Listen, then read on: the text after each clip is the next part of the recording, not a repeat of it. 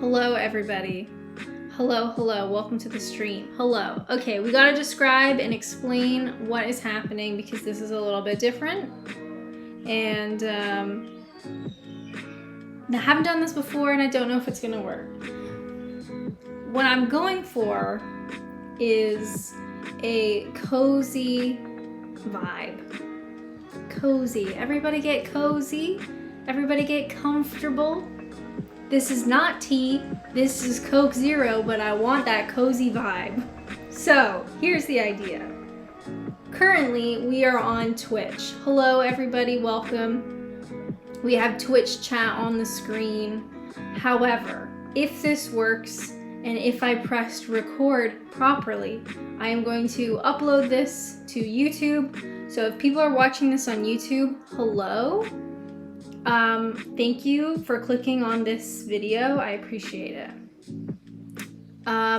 If you want to join in, if you want to be involved, you got to come over to Twitch. I'm on Twitch every Sunday and every Wednesday. However, if you just want to watch the video after the fact, that's totally cool. I will post some of these on YouTube and we will see how it goes. Cheers, everybody. Cozy. Ooh. My Coke Zero, cozy. So, what we were kind of thinking was, here on Twitch a while back, we were sort of brainstorming like different ideas that I could do or different things we could try for Adventures and Naps. And we kind of landed haphazardly on the idea of a live podcast. Because I had floated the idea, well, I could go off and do a podcast. People could listen to it after the fact. And then we started talking about what about a live podcast, which is what this is. Okay, very exciting.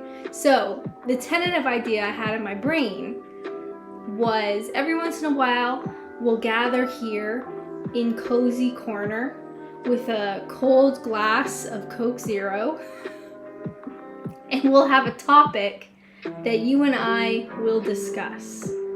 So here on Twitch, it's gonna be a back and forth. I hope you guys are ready. Also, please say something because otherwise this is just gonna be really boring. And then I'll post it on YouTube so people on YouTube can watch it as like a more like a regular podcast because it's not live, but it's live on Twitch. Does that make sense? I hope so. Anywho, this is the first time we've ever done this, and like most things that I try, it never works out the first time. So, cheers. Thank you everyone for being here, for joining me in Cozy Corner. This is Adventures and Chats. Copyright, don't take that.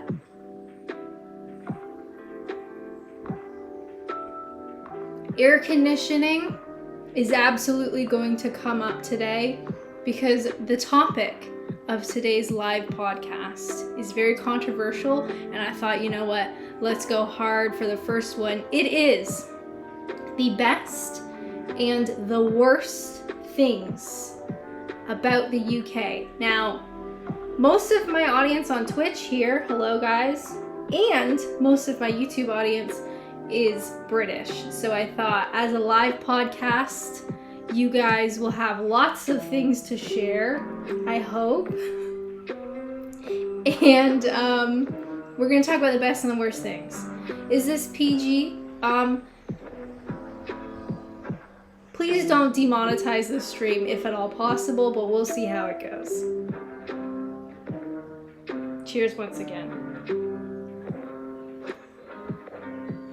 Okay. Best and worst things in the UK. Oh, God. Being live is so hard. I should say one more thing. Hi, everyone. Welcome to my channel. I'm Alanna. If you have somehow found this video on YouTube, hello, I'm Alanna. I'm Canadian, but I live here in the UK. My whole channel is about living in the UK, so hopefully that makes sense shortly.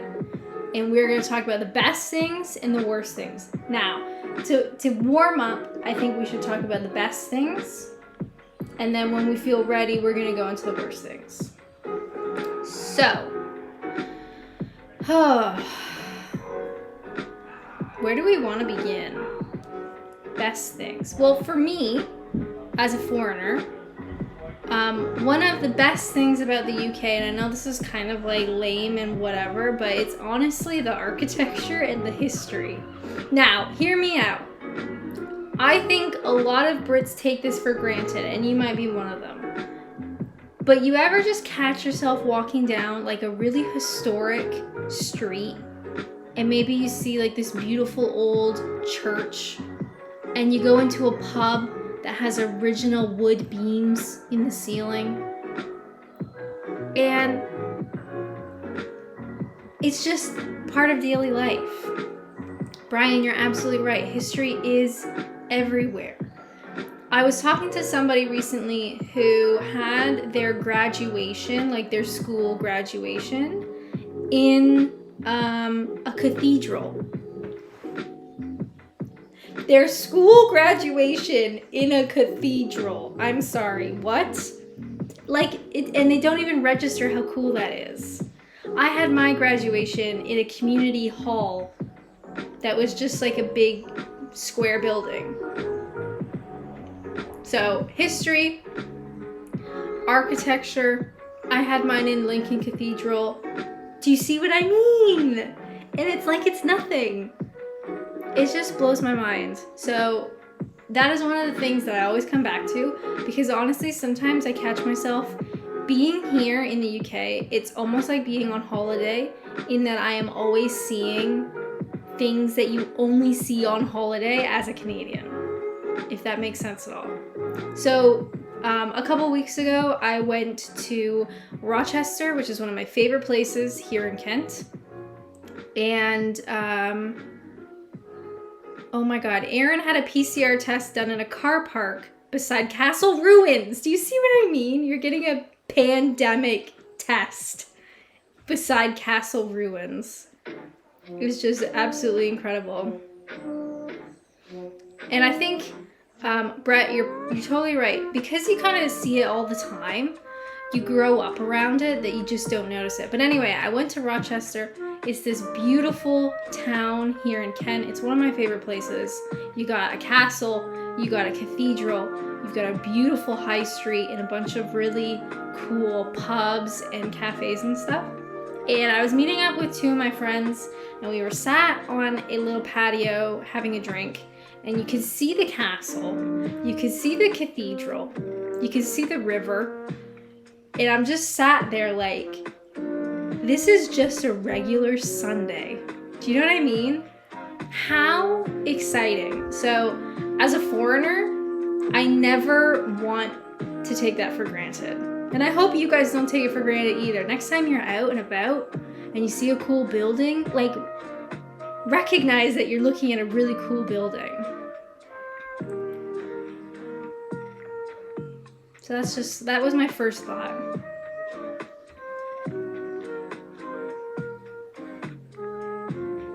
I'll put a link to the music on the YouTube video. It is royalty-free, lo-fi Animal Crossing, but I love it. It's just really sweet. You guys can listen to, I'll put a link to it. Don't worry about it. Brian says Glasgow has amazing historical buildings, but I never take time out to appreciate it. I think you're totally right. It's like, again, if you grow up around it, then it doesn't really matter because it's just normal to you. It's like, who cares? But from someone who, like, Canada is wonderful, but we don't have that level of history. Obviously, we're a very different country. We have a lot of different history. That's how the world works. But you can't just drive down the road and see castles, you know? Ash loves walking down streets and seeing the mix-matched buildings, railway stations. Yeah, I mean, it's all really cool. I've not been to Leeds yet. I've been to York, if that counts. So, History, architecture, that's a big one for me personally. Or even just like, I remember going to a cafe and they're like, oh yeah, Charles Dickens loved to come around here and you're just like, excuse me, pardon me, what did you say? So history, architecture, yes. Castles, cathedrals, absolutely. The seagulls, not so much. If you can hear them right now, they're going absolutely wild. Just ignore that, please. All right, what else do we love about the UK? I made a tentative list because I was afraid I was gonna forget stuff. And there is annoyingly, there's so much traveling that I want to do in the UK, but like not quite yet, you know? Queues. We form an orderly queue. Brian, you're absolutely right. There's the standard single queue, the double queue. Oh my goodness. The invisible queue is always a little bit tricky. But you do your best. Queues are pretty good. I would like to speak about food. I did have food written down. I'd like to speak about food. Okay, here's the thing. This can be both for the best and the worst things about the UK, is the cuisine. However, there are parts of British cuisine that I do love. I love a sausage roll. I love a Scotch egg. I love a full English. I even love haggis. You heard it here first. So I think the Brits kind of get teased. You know, you kind of get teased about your cuisine, which, you know, some of that teasing is fair. Like a toast sandwich, you're absolutely right. Which is a real thing, and I had to Google it one time. Absolutely bonkers.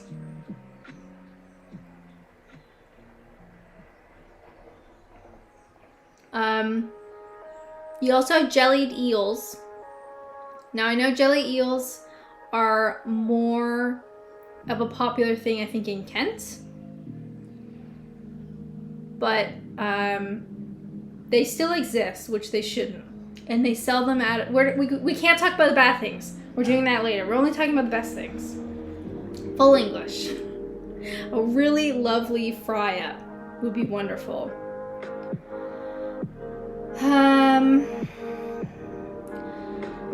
A nice, you know, I'm not even a big tea person. Oh yeah, fish and chips, Sunday roast, absolutely. I'm not a big tea person, but sometimes having a really nice cream tea with, you know, the little sandwiches and the scones. Cream first, then jam. I said it here. Yorkshire pudding, yes. There are definitely some good ones. Sausage rolls are a good one. Any sort of like finger food, like picnicky kind of finger food. The Brits are pretty good at that. Delicious. I recently went to a farm shop for my Patreon video and I got so many good treats. Oh my goodness. So, yeah, pork pies. Delish. So many different types of crisps. I feel like the UK has more types of crisps than Canada does.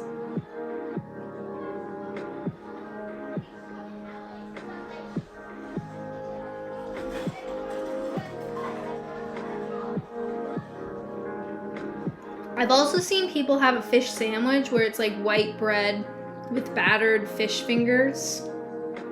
What more can you ask for?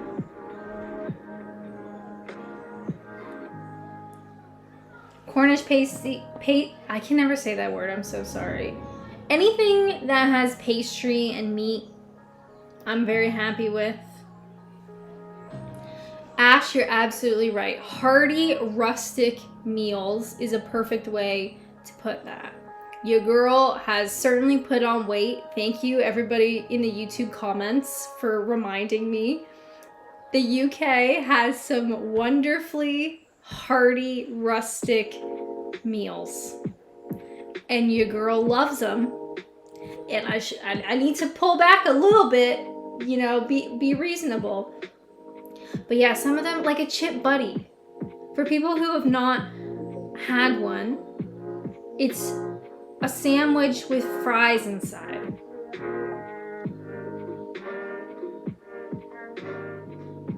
How am I not supposed to gain weight when a chip buddy exists? British chocolate is also really good. That, you know, doesn't help either. But British chocolate is wonderful. You also can get more like European-based chocolate in the UK, which is harder in Canada. We can get a lot of American stuff, obviously, but it's hard to get the good stuff. You know what I'm saying? So chocolate, yeah, definitely. Also, the UK has so many sweets. You don't really think about that, but there's so many chocolate bars, biscuits, sweets in general, hard sweets, soft sweets, chewy sweets. So many sweets.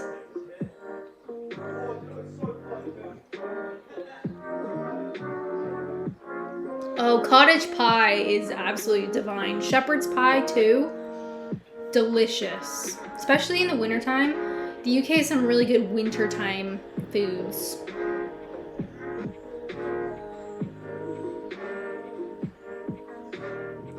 Pizza doesn't. You can get pizza everywhere. And to be honest, I haven't had the best pizza in the UK.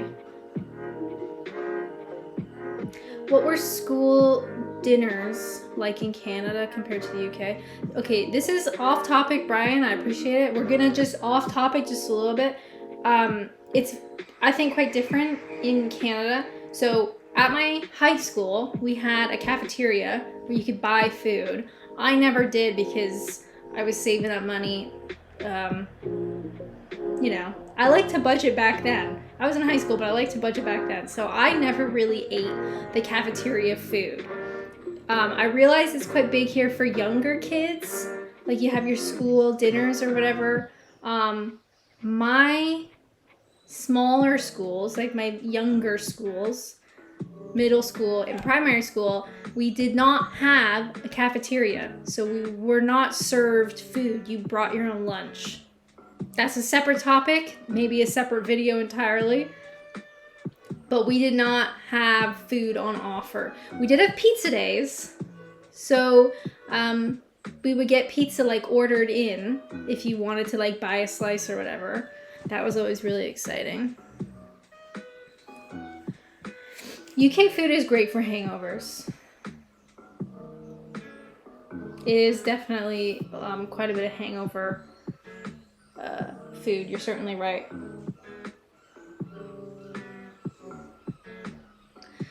So even though we can make fun of the UK for its food, I do think there are quite a lot of things that are redeemable.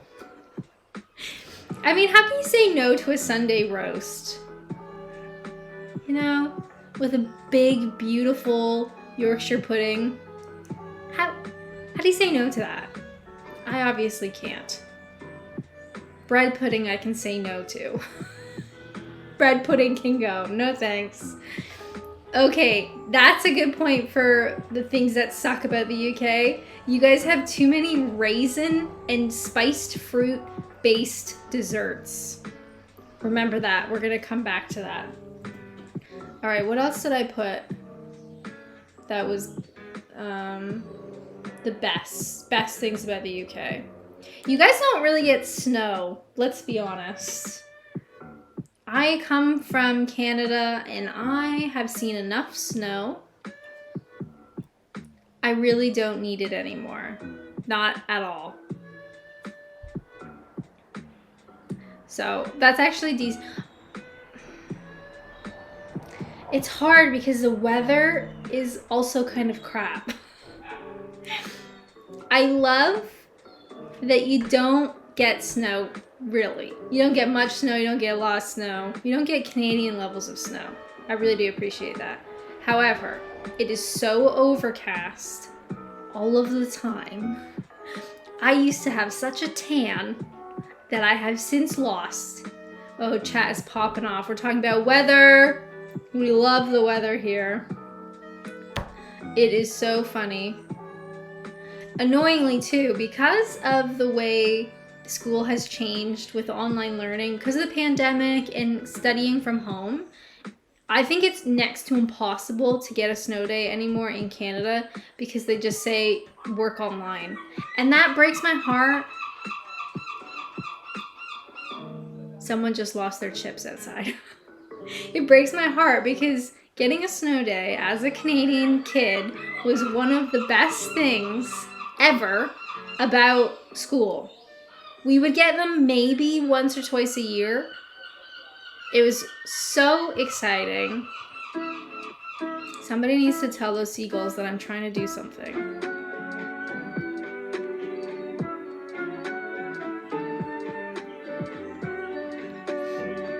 Also, Ash, you're right. When you do get snow, everything shuts down. Which I love. There's a story, I don't know what video it is. It was a long time ago. I used to work at a college, not a teacher.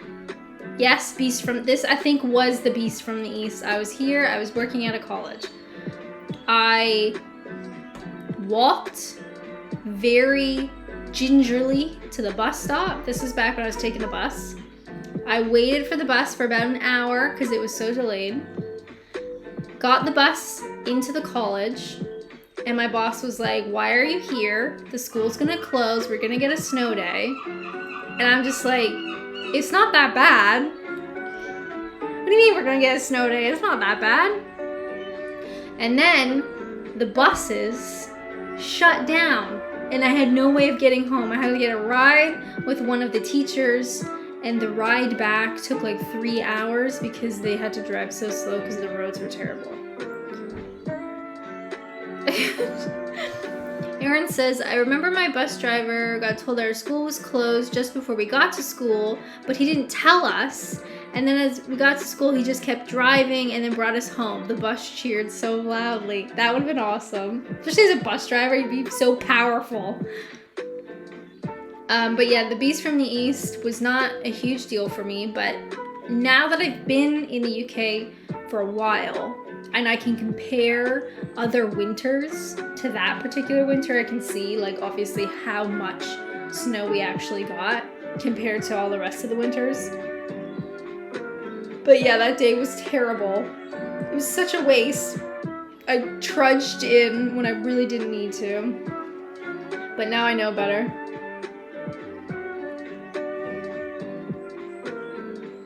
I was at work when the Beast from the East struck.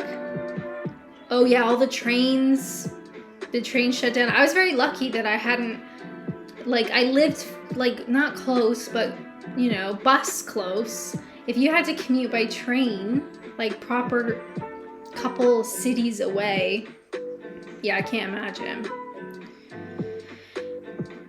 But when you do get snow, things shut down, which I truly love. I love it. I hate panic buying. That's the thing that sucks about the UK. We'll get to that in a minute. But I love when everything shuts down. Because then you can just, like, be at home. It's like having a snow day as an adult, which doesn't happen in Canada. In Canada, they expect you to be at work. Whether it's snowing, whether it's a blizzard, you better be in work.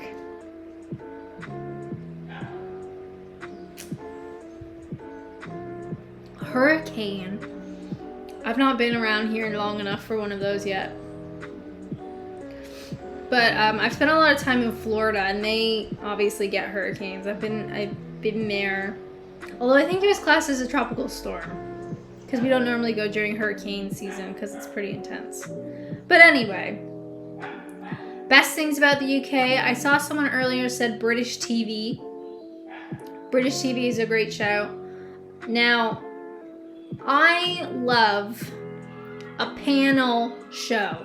And it's not something we get in Canada, at least not to the extent that you get them here in the UK.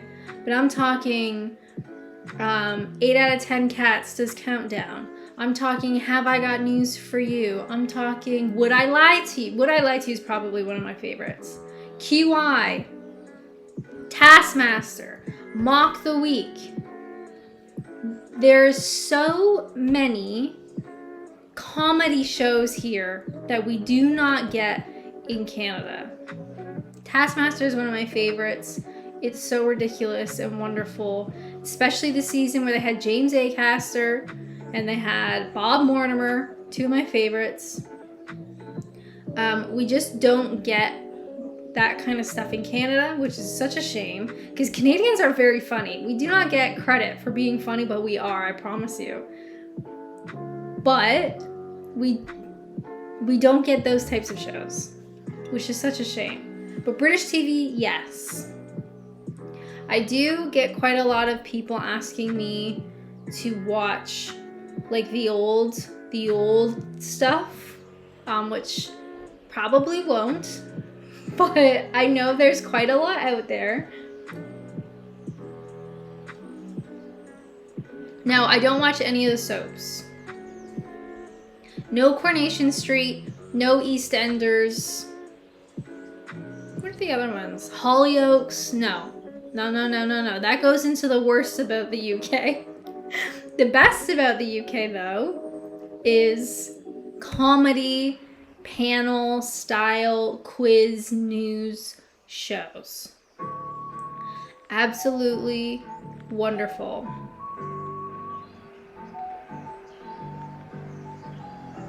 Love Island? No.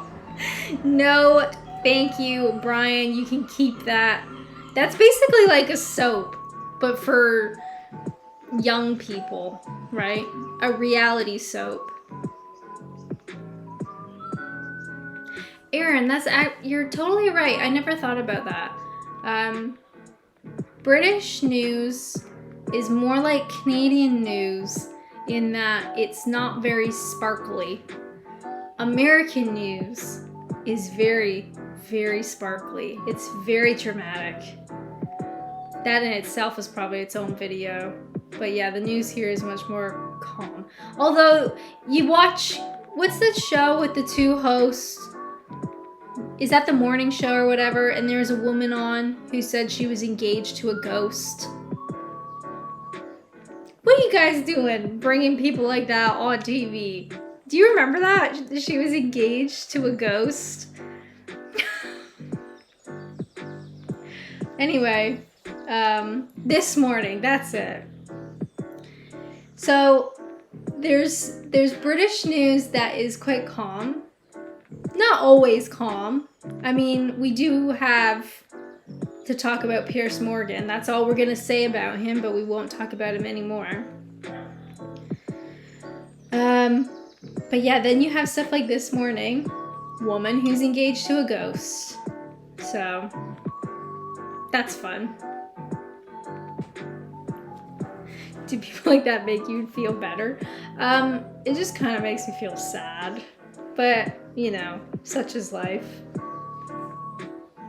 Comedy shows. I can't wait for the comedy shows to come back. Would I Lie to You has been on hiatus for what feels like 2 years. And I just want a new Would I Lie to You, please. Just give me one episode. Even a half of an episode, that's fine. But I miss Would I Lie to You big time. And there is no equivalent in Canada. There's nothing that I can point to. It's like, oh, it's like that. It's like we just don't have that kind of thing at all. So British TV, definitely. Now, in the same similar vein, we have British music, which we probably should touch on. We're not going to talk about Piers Morgan. We're very casually moving past that. And we're going to talk about British music, which seems pretty obvious. I feel like any good band ends up being British. You hear them, you go, dang, that is good music. Where are they from? Oh, the UK. So we could go on and on about British music. Everybody's got a favorite. So much out there. I don't even know if we could... I guess we could... Biggest British bands of all time. How about this? You do have things like Mr. Blobby. We are going to talk about the worst things about the UK, and Mr. Blobby is on that list. Okay. Top 10 British bands of all time. You guys can disagree or agree. The Beatles. Offie. Beatles is pretty obvious. I personally love the Beatles. Queen. Who doesn't love a bit of Queen? Can sing their songs without even being prompted. Iconic. Then we have the Rolling Stones. Now, I appreciate the Rolling Stones. I was more of a Led Zeppelin, who was next on the list. But Rolling Stones, wonderful as well. Led Zeppelin was more my thing, personally. I remember I had a Led Zeppelin poster in my college dorm room because I needed people to know that I was cool. Led Zeppelin poster. Don't know where that ended up. Probably thrown out somewhere. Then we have Pink Floyd. Of course. I think people in chat already said Pink Floyd.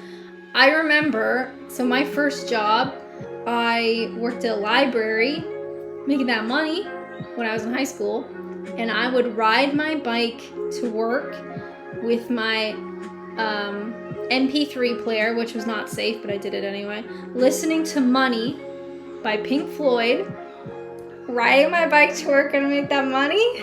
It's so absolutely ridiculous.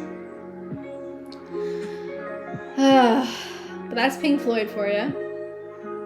Then, of course, we have Oasis. People in chat have already said Oasis. I was never really a big Oasis person, I'll be honest. Anyway, here's Wonderwall. Perfectly fine, though. The Who. Big Who fan. My dad and I used to listen to The Who all the time. Now, there was a band called The Guess Who, which was Canadian. It was very similar to The Who, and I always got a little bit confused. But The Who, obviously, absolutely incredible. Black Sabbath. Was never a big Black Sabbath person, but I respect their contributions to society. Okay, I respect it. Not really for me, but pretty decent. Fleetwood Mac. Hell yeah. Hell yeah. Can we get some love for Fleetwood Mac in the chat? Absolutely insane. An insane group. Next, the Kinks. Would you have put them on the top 10? This list does. Except that's more than 10. Don't worry about it. I don't know where I found this information, but we're going through it anyway. Oh, Punk. Cheers. Thank you for subscribing here on Twitch. God bless you. Where did we leave off? Radiohead. How come none of you guys said Radiohead?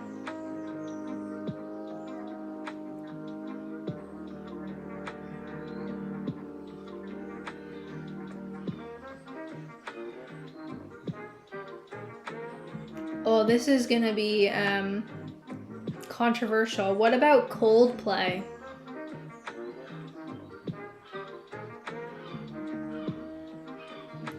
You know what comes up when on this list? Coldplay. This is the most boring band in the whole world, but some people love them for some reason. How about the Clash? Okay, the Clash. Fair. Iron Maiden was not an Iron Maiden kind of lady, but fair play.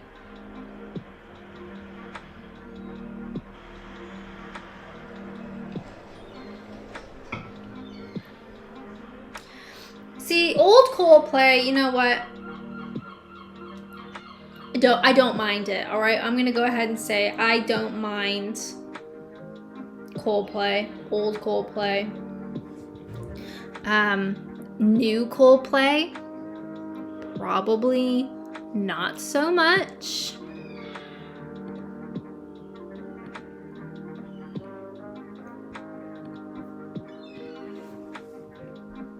What's your thoughts on, we said Blur, my apologies. We already said Blur. Did anyone say The Police? Police, you know, they have their place. Def Leppard, Cream, The Smiths, Deep Purple, the list goes on and on. On and on and on and on. Anyway, the point being, British music, pretty top notch.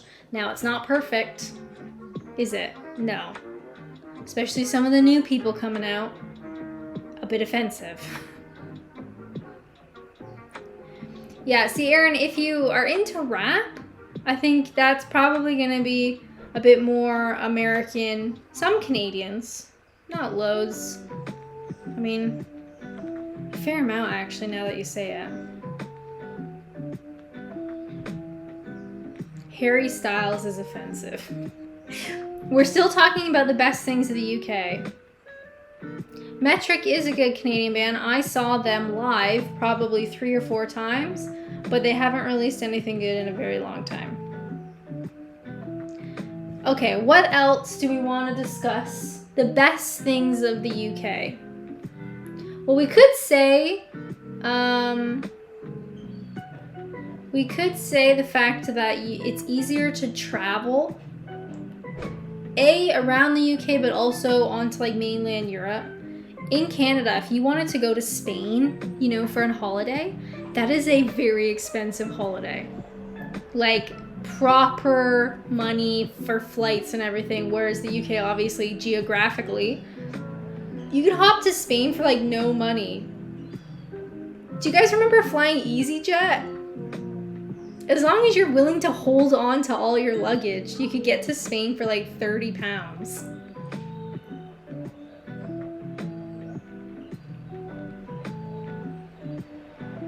Health is also good. Someone mentioned health in chat. You're absolutely right.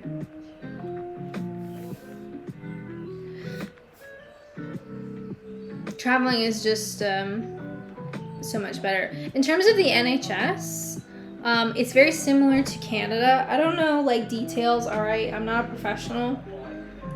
But I'm very lucky that I come from a country that is quite similar. Now, if I was American, it would be quite shocking to come to the NHS because it is such a different service. But as a Canadian, very similar. So it's not hugely like culture shock for me because that's kind of like how I expect it to be. It's still really good and we should really appreciate it, but not as big of a culture shock as it would be for an American, I think.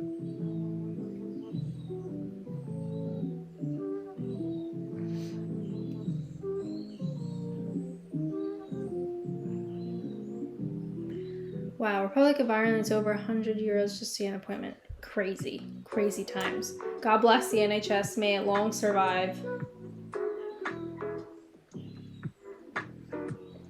Okay, so we got NHS, we got travel. Pretty decent. Although sometimes it is cheaper, like flying to Europe than it is to take a train up north. But you still have the option.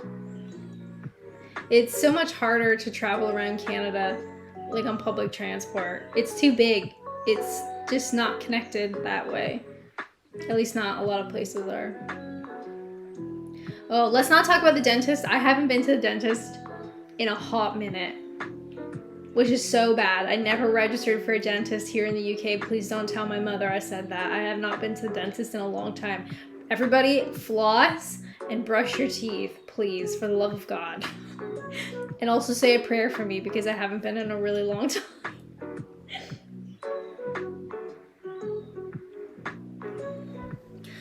All right.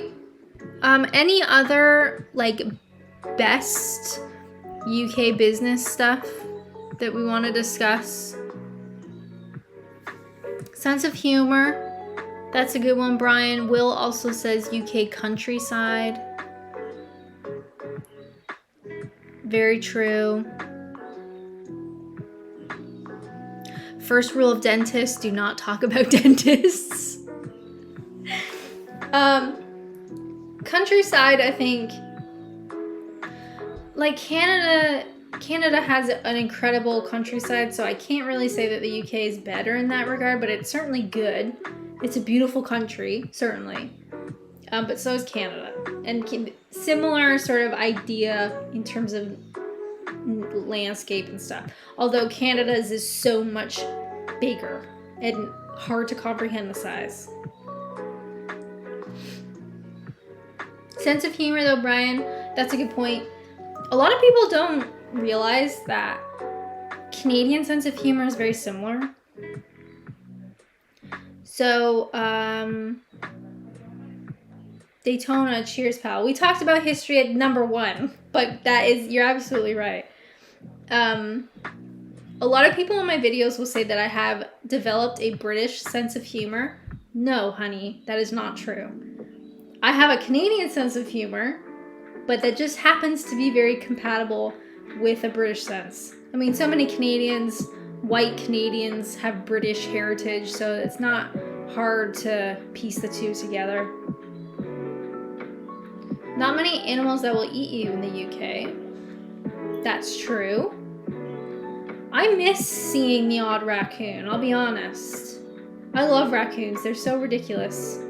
They're like our foxes, you know? I miss seeing a raccoon. Maybe I should bring one over, can you imagine? I introduce raccoons into this ecosystem. I think it's different in the north of England, but I love that in the UK no one tries to talk to you when you're sitting on buses and trains. I love that too, Aaron. I don't want to be spoken to in the slightest. Ash says the winding country roads. Oh yeah. I couldn't drive them though. If someone else is driving, then that's totally fine. I don't know if I have the will to drive. Some of the roads here are unbelievable.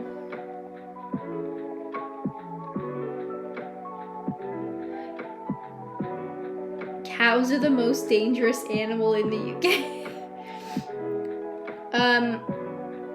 I mean, realistically, for most Canadians, you don't see bears, you don't see polar bears or grizzly or moose or wolves. Yes, we have them, but they're obviously not where most people are living, thank God.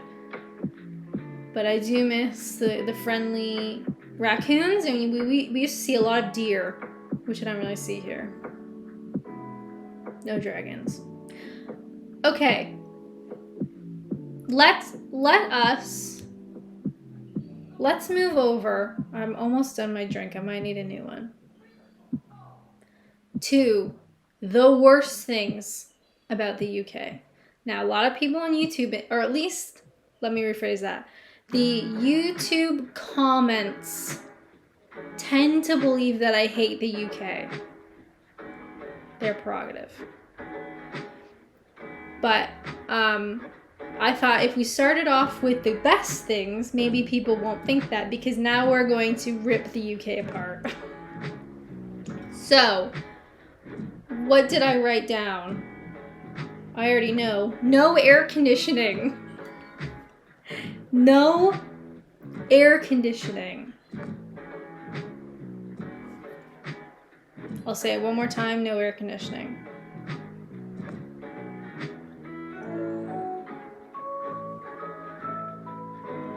It's so hot when we have our heat waves, and there's nothing you can do about it.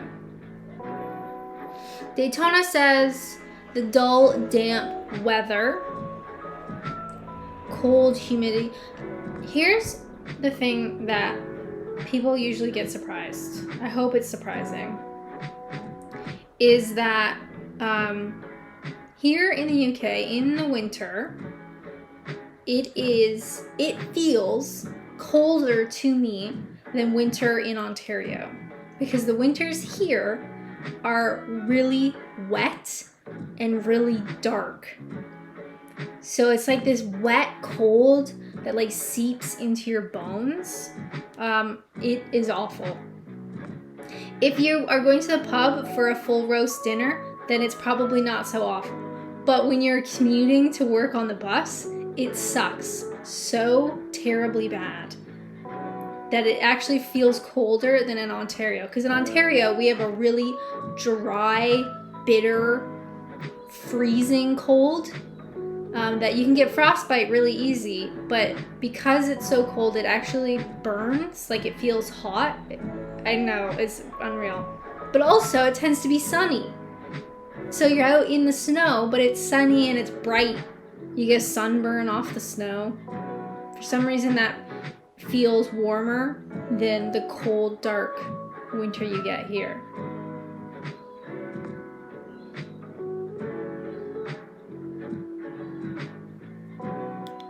Just my hot take. So yeah, it's damp. Also, it gets dark at like 3:30. Hashtag seasonal depression, my guys. Who's with me? The winters were quite shocking. And maybe another live podcast episode I could talk about when I first moved to the UK, because it has been a while and those videos are quite old. But I moved to the UK in November. A young, little, naive Alanna moving abroad at the end of November. What a shock that was. So, maybe that can be another live podcast episode.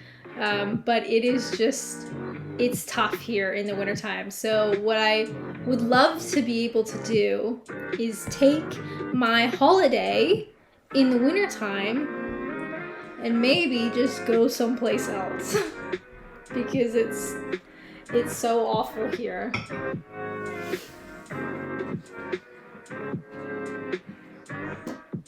Oh, you poured it? Thank you.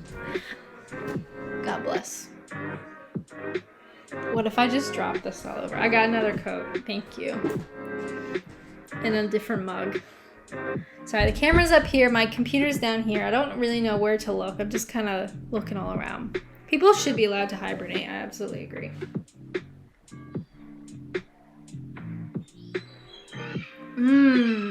Cozy Coke Zero.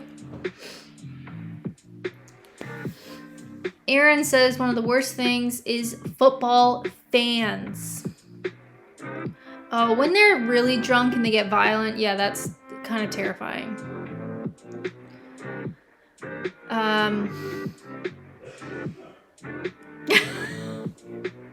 My partner had COVID, in case you missed that video. He's still coughing. So, hashtag 2021, living our best lives.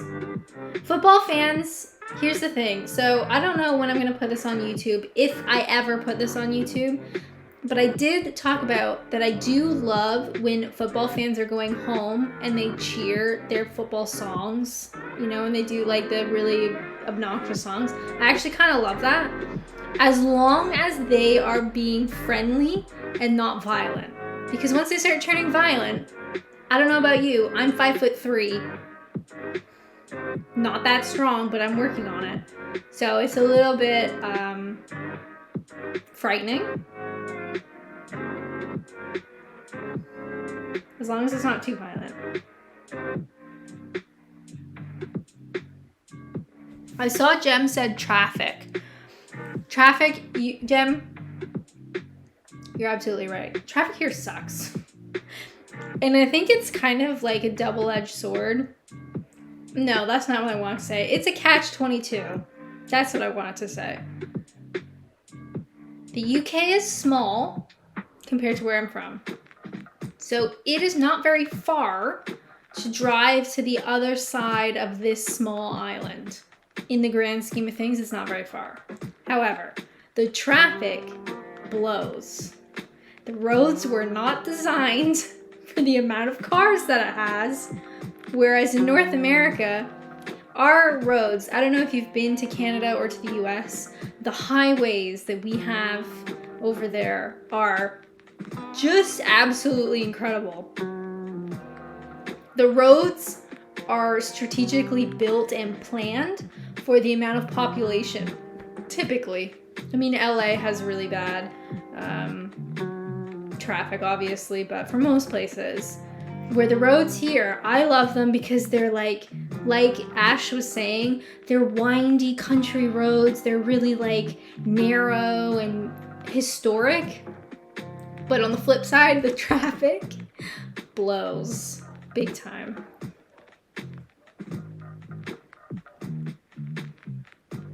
And Jam, you're totally right, the infrastructure. I was just gonna say, if there is an accident on the motorway, sometimes there is not an alternate route that you could take if you want to go someplace. Like, you're just stuck. That's the way you have to go.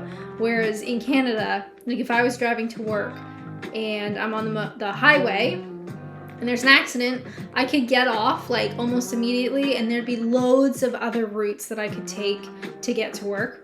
But I find here sometimes, just the way the roads are built and the landscape of the infrastructure and everything, there's sometimes that is the only way.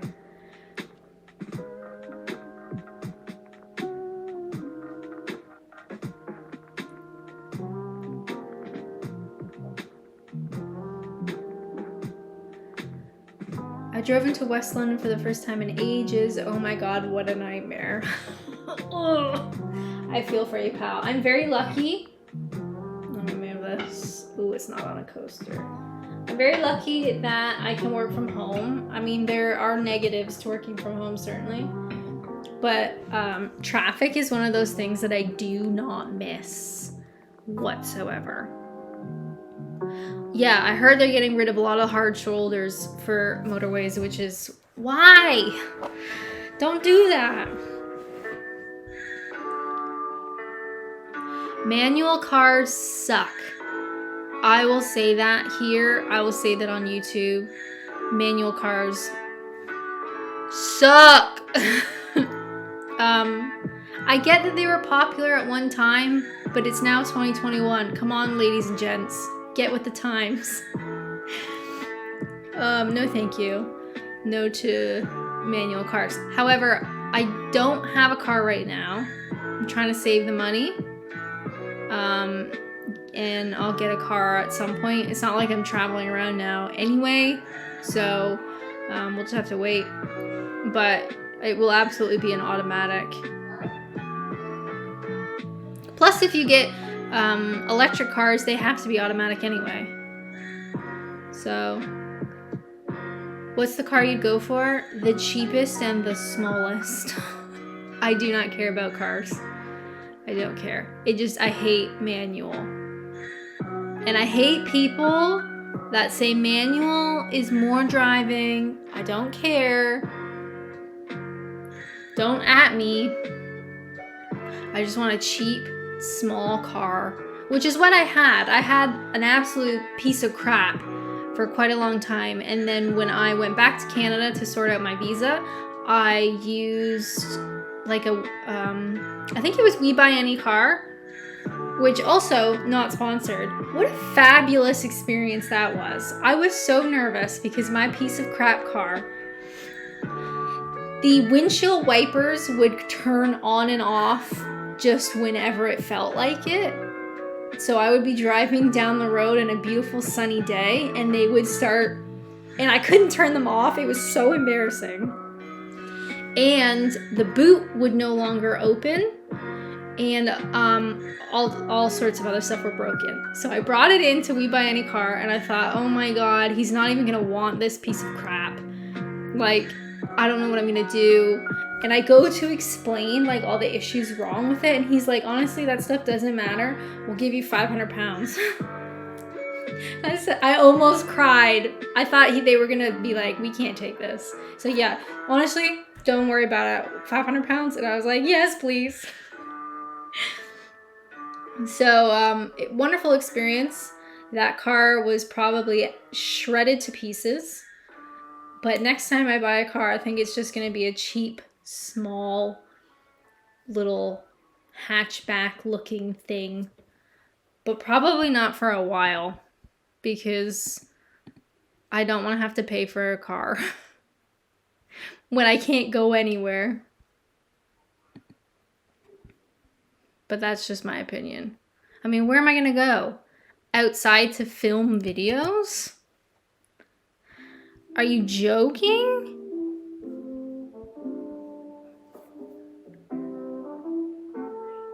Small cars are great. They're easier to park. Absolutely. Absolutely. Roads here are so narrow and scary that driving an SUV, I don't know how you guys do it, or a truck,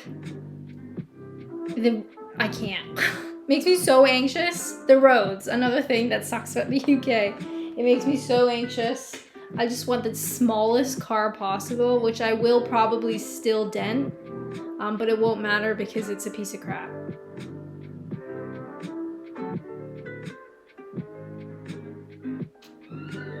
Smart car would be cool, but I'm pretty sure they're expensive. London does do a congestion charge, which I don't know if Toronto does, but they certainly should. So you have to pay like a fee when you drive into the city. I don't think Toronto, I don't know if any Canadians here, they should be doing it, but I don't think they do. But I would never drive into London, it's way too scary. London roads? Oh, no. No, no. Lack of parking in the UK is a great show. Thank you so much. So here's again, the catch-22. At the beginning of this stream, we said, isn't the history great? And isn't the architecture great? You got all these beautiful winding roads and historical buildings and all that fun stuff. But it wasn't designed to have the correct amount of parking. So even though one of the things I hate about like just generic North American architecture is you'll see like a giant rectangle Walmart or a Costco or whatever and a giant parking lot. You will always get a spot, but it is so ugly. So it's kind of like, I don't know. You win some, you lose some. The parking is just shit. Excuse my French.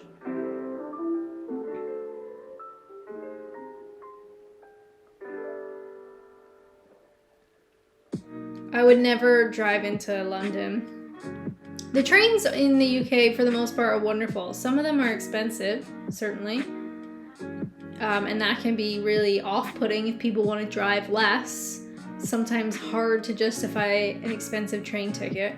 But I would certainly only ever take the train into London. Even just driving around London is a pain sometimes.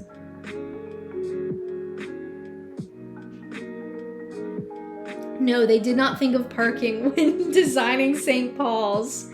How dare they? How dare they build something so beautiful and not think about my Fiat?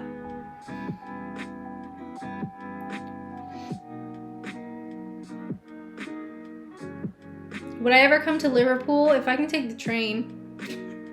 If I don't have to drive. Take the train, although it's probably really expensive. There is so much more traveling that I would like to do across the UK. I just have not done it. And these last like 2 years have kind of been a write-off for me. So unfortunately, haven't done much. Haven't been to Manchester, Birmingham, Liverpool. That's a lie. I went to Birmingham for the day once for a wedding, and then I came back because we couldn't stay. But yeah, I'd hope to do a lot more, but maybe in the spring. Winter kind of sucks, but then maybe that makes winter a little bit better, is doing some traveling. We'll have to see. Okay, what are other worst things about the UK? We've got traffic. No parking. The winters suck. Brian says politicians. Brian, you've been coming in with the spicy opinions. We're gonna bypass politicians. Reality TV. Gem, that's a great one. I guess we sort of spoke about Love Island. What a piece of crap. That show is not good for anybody's mental health. Not the people on it, not the people watching it, not the people comparing themselves to the people on it. It's just truly horrific. Please look after your mental health, everybody. Everything on TV is a lie. I'm not even sitting here. This is a green screen. I'm just kidding. It's real, but this is Coke. So, you know, everything's a lie. I honestly can't say that I don't watch any reality.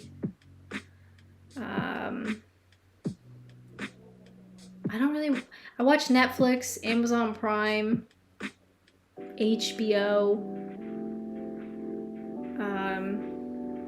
Aaron says, almost everyone in my year at school is obsessed with Love Island. That's because there's hot people on it. And that's called puberty. But please know that that's not real. None of that is real. I've actually never watched I'm a Celebrity, so I can't confirm.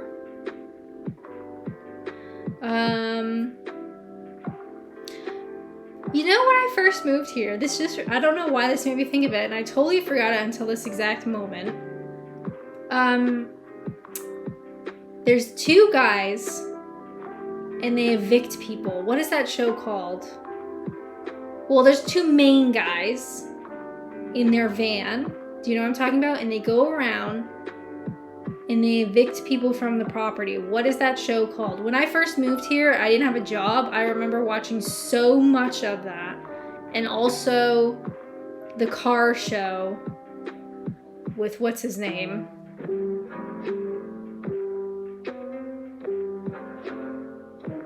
You only watch 1 hour TV a week. Good for you. I watch way too much.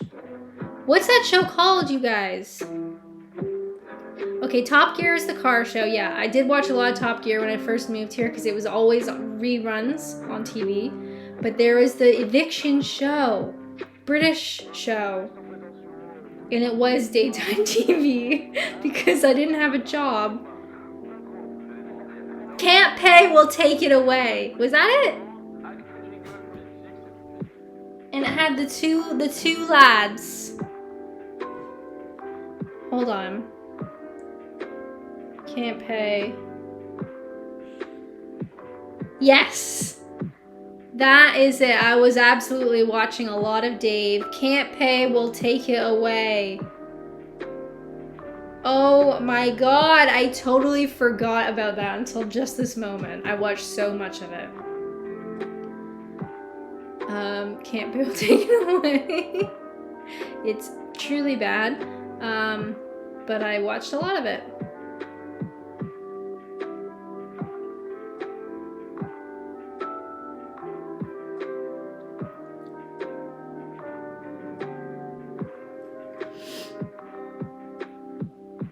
Instead of paying their workers, more productions opted to film unscripted reality TV. Yeah, unfortunately that stuff sells big time too. Especially stuff like Love Island. You know, you got hot people in bikinis. What is there not to love? Those types of shows make absolutely bank.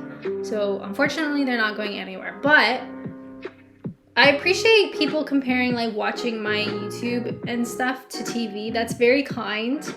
I don't see it that way.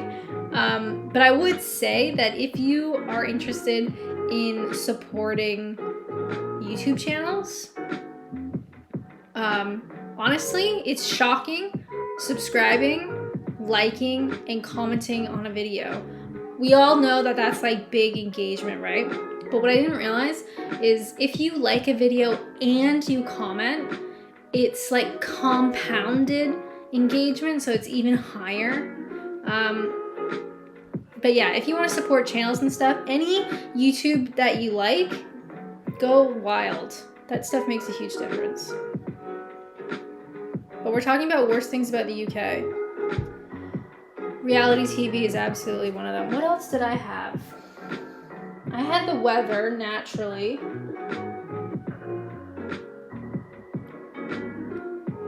Oh, I also had traffic, and I have one of my bullet points. No one has a pool. Aaron, God bless you, pal. So, homes in towns in Canada, so we're not talking about big cities, we're talking about towns, smaller places. Homes are so much larger.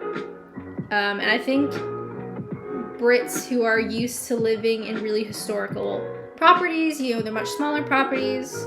I think it would be quite shocking to see what you could afford in Canada. It would be so much bigger. And pools. So many more people. I don't know a single person in this country who has an outdoor in-ground pool. Does anybody have a pool? I feel like only millionaires have a pool. Right? Like, can you imagine having an in-ground, built-in pool? Because I can't. However, my mom, like my parents' house, has a pool, and they're very much not millionaires. But it's just so much more accessible. I have a pool table. Not quite the same thing, but I appreciate your input. But they millionaires. So that is something that I've had to come to terms with, especially when I think about, like, in the long run, do I stay in the UK? Do I go back to Canada? You know, all those very big existential questions. One of the things you have to consider is, if my partner and I were to move to Ontario, we could buy a house with a pool. You know, if we worked hard and we saved our money and we were good with our money, we are not wealthy. I'm sat here on Twitch on a Sunday night. We are not wealthy, but it's so much more possible.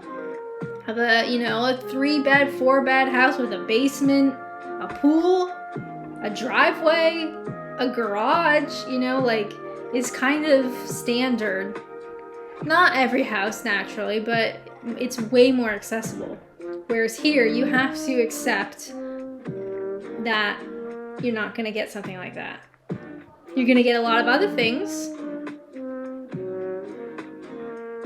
but you're not going to get the size or the pool, that kind of stuff.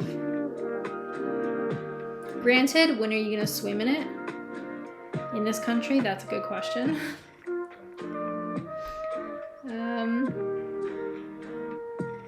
Aaron says he wants to live in Toronto. Toronto is big bucks. Big bucks. Toronto is like a smaller London if you think about it like that. Rioting! Cheers, pal. Thank you so much.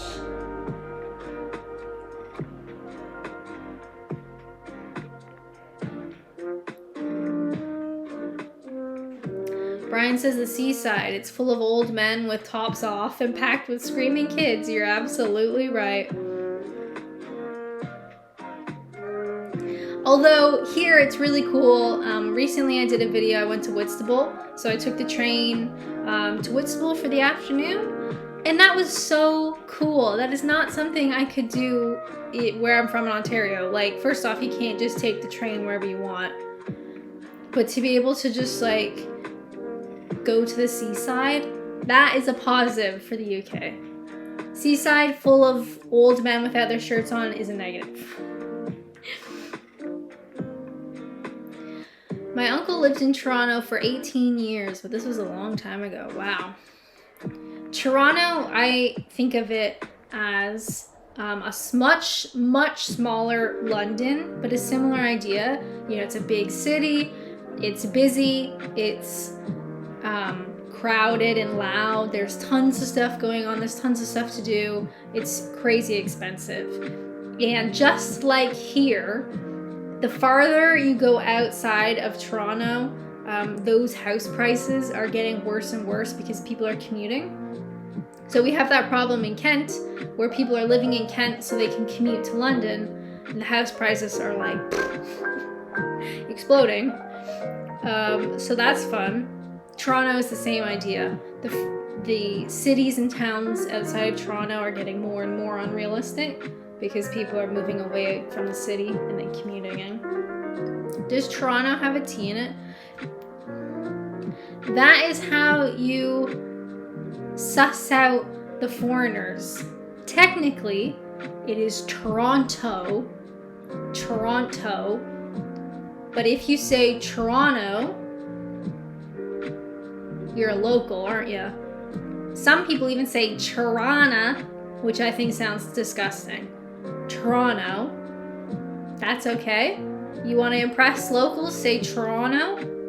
If you want to be a foreigner, you say Toronto. You heard it here first.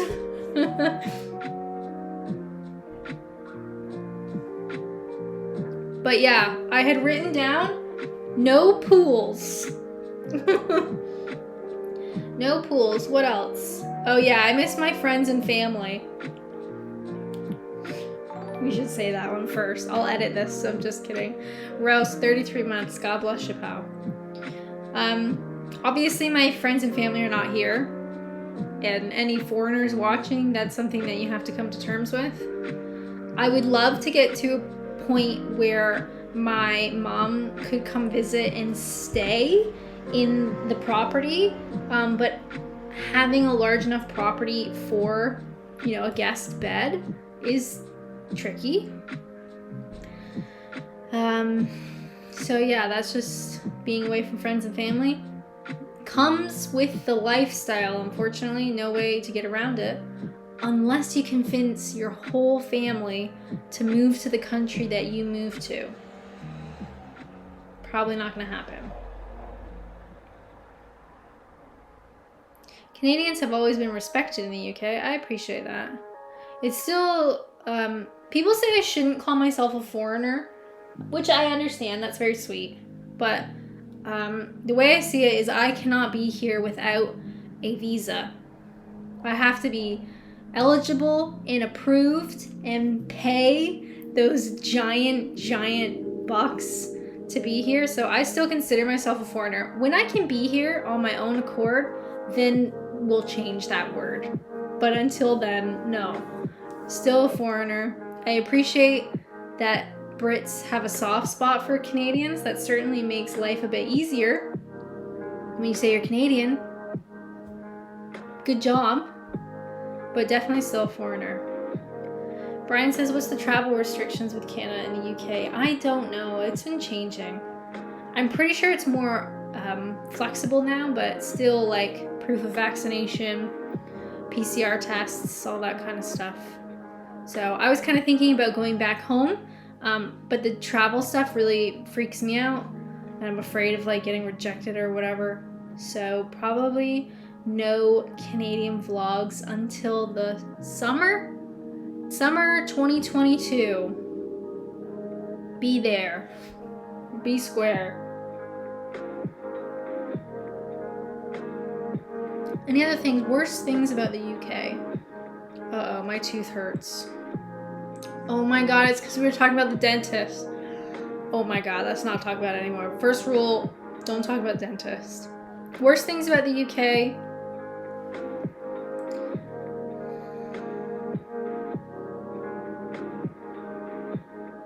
Did you say food? We did talk about food in the best of, but it should also be in the worst of. Jellied eels, bread pudding, anything with raisins or spiced fruit in desserts. I realize that's like a Victorian era thing, but honey, it's 2021. Let's have more chocolate-based desserts, as they should be. None of this raisin business. Mince pies? Christmas cake? Whatever that stuff is, no. Absolutely not okay.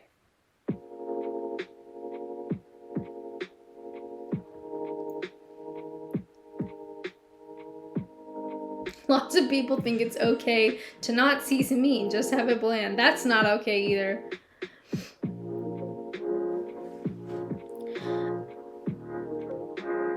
I feel like in the UK, people are more likely to say something that could hurt your feelings and be honest.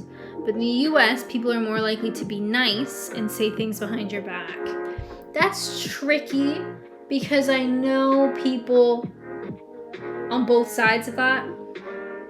I think Brits here the polite, stereotypical Brit won't say something mean to your face because they don't want confrontation. Maybe that's just down here in the Southeast.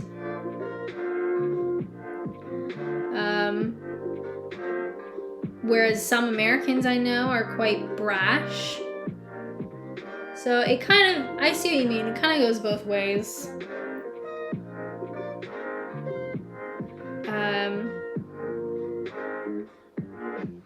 Yeah, being polite and stuff, it's tricky. Because I know a lot of Brits who are like polite to a fault, like so kind they would never say anything mean or rude or whatever. But then you also have people who will like tell you off to your face. When I was in LA, everyone was too nice. Yeah, but Aaron, you were a young kid, so people wanted to be. People aren't gonna be rude to a young kid, I don't think. And if they are, then damn. That's bold. In terms of like British people, like stereotypes or banter can get tiring, I'll say that. If someone only knows how to express affection through banter, that's tiring. I get the appeal, the humor, but if it's like all the time, oh no, I got the hiccups, then I'm not interested. Oh, you know what? Down here in Kent, people don't let me pet their dogs. Which is worse, artificially friendly customer service or grumpy, honest customer service? Oh my god, Zathura, cheers, pal. Customer service here sucks compared to North America, I'll tell you that much. You don't have to be artificially friendly, but you certainly don't need to be grumpy. Customer service in North America is unparalleled.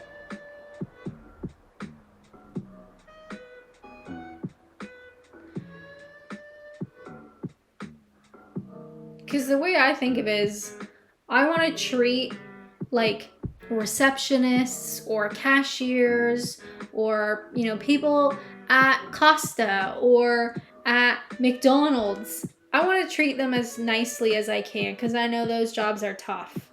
But if they're going to be grumpy, no thank you. Just be friendly.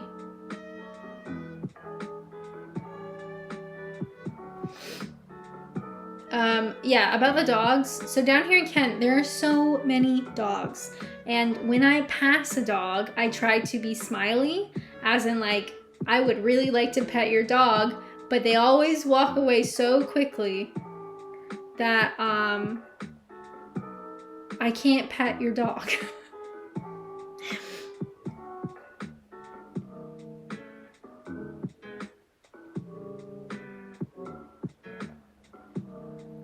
McDonald's ice cream machine is always being broken. I watched a documentary about that was fascinating, and it's actually more like a conspiracy than anything else. If you YouTube the McDonald's ice cream machine, it's probably still up. Hilarious. And frightening, but it is a huge scam. Go watch it, just not right now. Sarcasm gets too much and banter. Yeah, I absolutely agree. It's one thing to like the odd time, you know, among friends. But when it's just like, that's the only way that person communicates to you is like, please just speak about your feelings. Please, for the love of God. I do find that a little bit tricky being on the internet. I get a lot of like banter comments or banter messages and stuff, but it's really difficult because I don't know the person. So it just kind of feels like they're being mean. And I have to remind myself like they're bantering, they're trying to be funny, but it doesn't really work when you don't have some kind of relationship with the person. It just feels mean.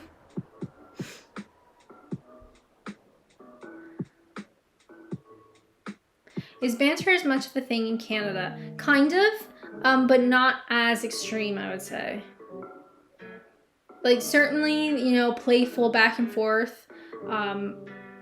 But one of the things that was quite shocking is when I worked at the college, like in the staff room, the banter was brutal. Like, just savage banter. And that was quite shocking in a professional setting for the banter to be that aggressive. Whereas in Canada, you'd get it, but not to that level.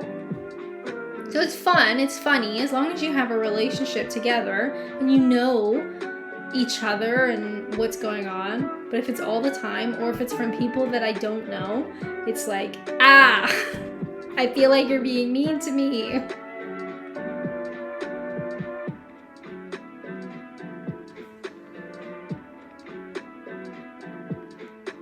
I work in a warehouse with 90% male staff. The banter can get really crazy. I bet.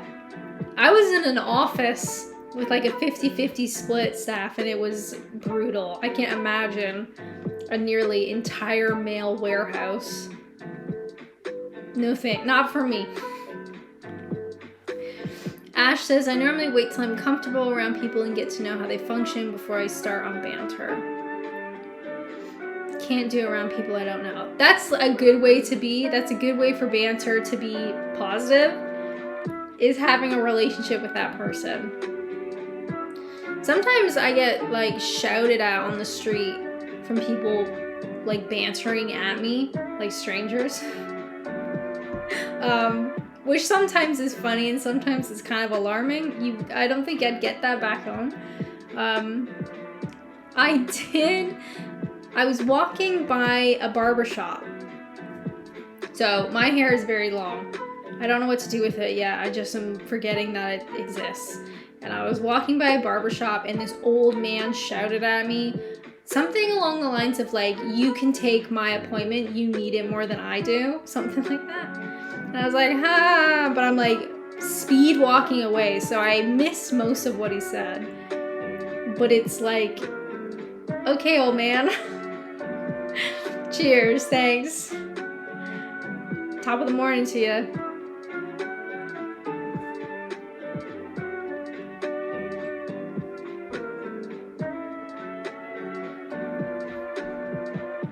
But I just was like, I had my headphones in, I was walking like quite quickly because I was late. And then to have this old man shout at me, I was like, please, not right now, thank you. I've also had an old man shout at me, no offense to the old man, but both times it was old men. I was filming, I did a YouTube short at Tesco. And I was filming in the parking lot, and this old man shouted at me. I don't even know what he said, but it was something, you know, oh, you trying to be famous? Something like that. And I was like, cheers, pal. My YouTube community needs me. So, I get a lot of it is banter. It's just kind of weird when you don't know the person. But you can't control what other people are gonna do. You can only control your own reaction. Cheers. That's some free advice.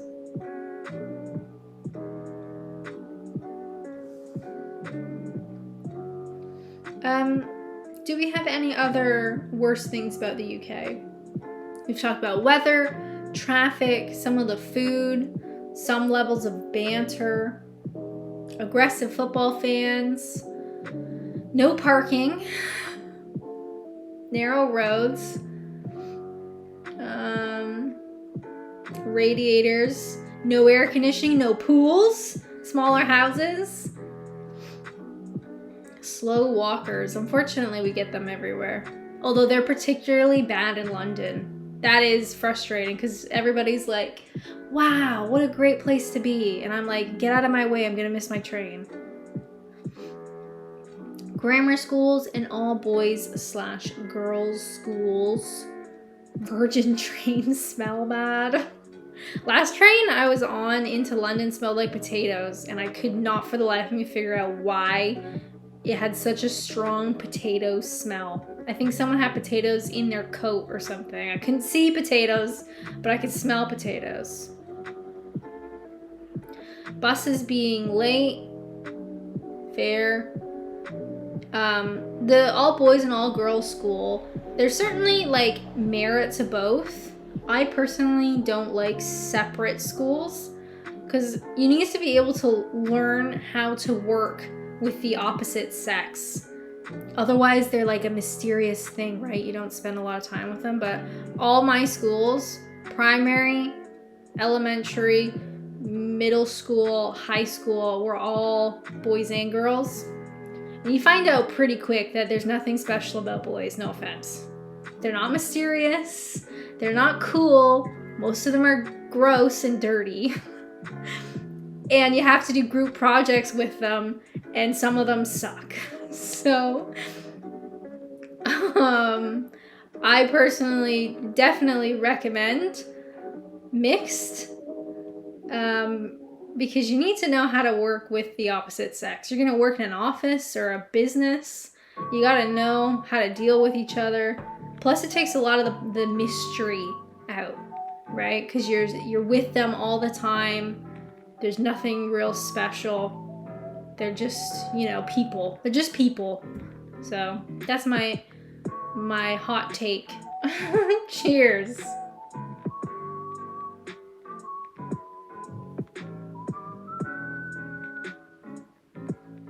I might feel more nervous talking to girls because I haven't done it that much. Yeah, it takes out a lot of the allure and the mystery. Because you see them blow snot rockets into the classroom trash can in the middle of class, and you think, wow, no thank you. I think that was, the snot rocket was not on my list, but it probably should be.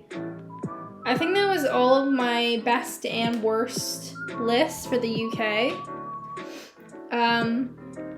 Lots of positive, lots of negatives. Like I said in one of my videos, it's all about whether the positives outweigh the negatives. And I've known quite a few expats that came to the UK and was like, you know what, this isn't for me. Gonna head home early. And, fair play. It's not for everybody. But you certainly need to, give it enough time, right? Get used to it. Figure it out. I'm still figuring it out, but there's way more positives. There's way more best things out of the UK than there are worst things. But I will never come around to Marmite, so don't even ask. Anywho, how did this podcast go? We're gonna have to discuss in our Discord. People who support me on Twitch and people on certain tiers on Patreon have an access, get an invite rather, to our private chat room, which is Discord. So we're gonna have to chat about this in Discord, see what you guys thought, and if we liked it, then maybe we do another one sometime in a couple of weeks. And if I somehow was able to record this and post it on YouTube, and that is where you are watching, thank you so much for watching.